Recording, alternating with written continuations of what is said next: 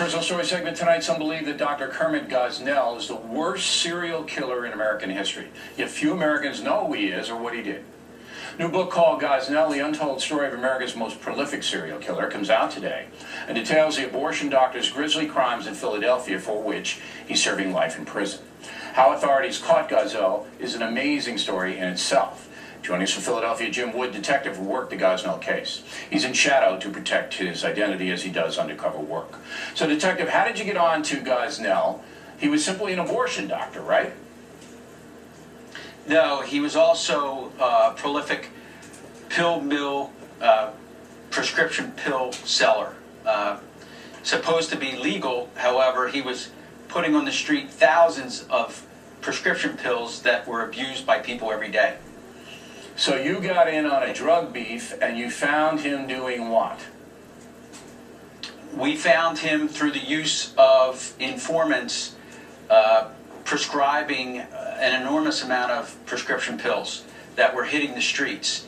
And with the interview of one of Gosnell's secretaries at the office, we found additional disturbing evidence, which we followed up the investigation with.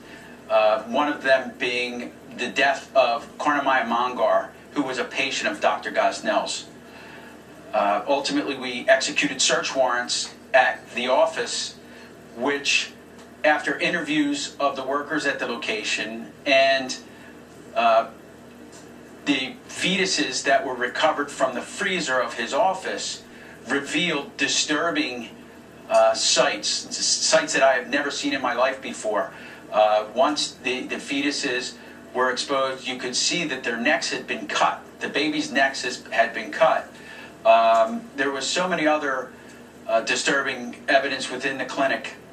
Now, were some of these babies actually born alive and he killed them? Yes, sir. Several of the babies were born alive, which he was ultimately charged with their deaths. So he was doing late-term abortions. In Pennsylvania, the law is no abortion after 24 weeks.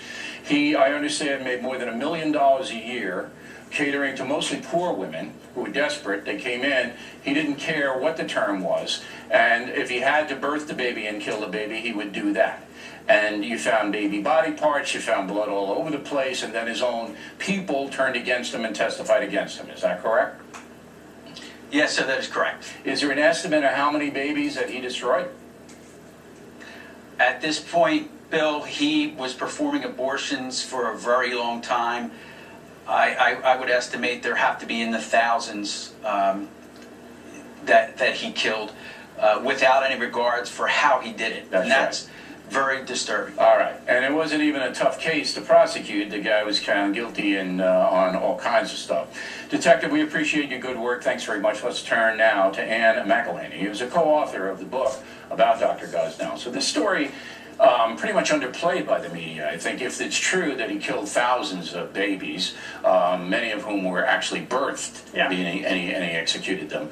And the media doesn't really have an appetite for the story.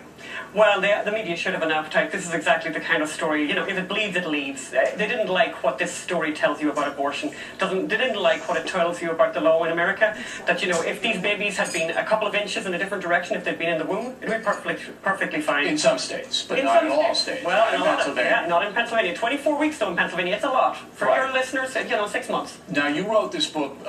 Did you write it because you're a pro-life person, or did you write it because you were uncovering a grisly crime? I'm a journalist, and I like the idea of journalism being the voice for the voiceless. And if you can find a more voiceless person than Karnamaya Mangar, than Samika Shaw, than the babies who he slaughtered, I welcome it. But, this is exactly what journalism is supposed to be about.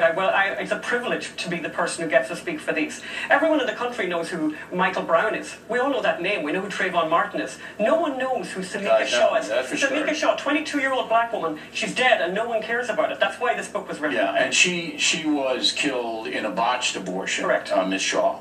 Now, you actually interviewed Gosnell. He's a monster. Would you agree with that? Absolutely. He's like central casting. It's an extraordinary thing. He Right. sang to me in French. So he had no remorse about killing all of these babies. Listen to me, Bill. You know what it's like? Meeting him, it's like he's just played 18 holes of golf and he's come in and he's having a gin and tonic. He smiles all the time. He talks about his big feet. He talks about his hands. And you're looking at his hands thinking, I know what those hands did. He has an extraordinary affect. Did you ask him why he didn't feel remorse about all these dead He babies? did nothing wrong. No. He did nothing wrong. He's helping the poor women of Providing a Pennsylvania. He's providing a service. He's delighted with himself. He thinks he's going to get out. He's going to run a triathlon. He's extraordinary. You know what's disappointing to him, Bill? It's really disappointing he didn't get into the poetry class. This is the kind of stuff that we have in the prison. book. In prison. Yeah. He went to Auschwitz. He tells us he went to Auschwitz. You know the word he used to describe Auschwitz? And if you ever find anyone in your life to ever describe Auschwitz like this, I challenge you. Impressive. He called it impressive. Well, he's That's a who he is. monster.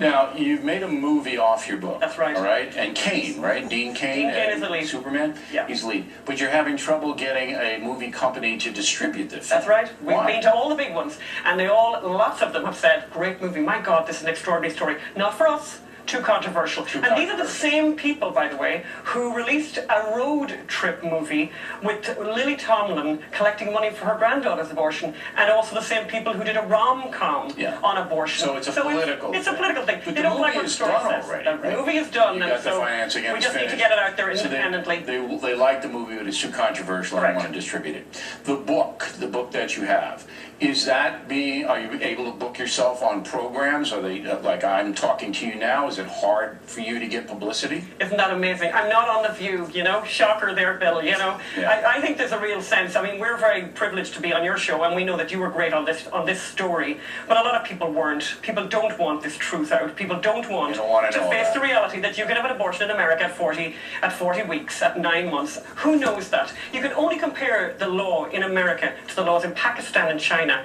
Europe don't have this. The socialists wouldn't do this. And I think that that's something that is, it's something unique about this story and about the trial. You know, in the trial, one of the most dramatic parts of the trial is that you have an abortion doctor on the stand, I think it's the first, describing what a good abortion looks like. And I can tell you the jury were shocked.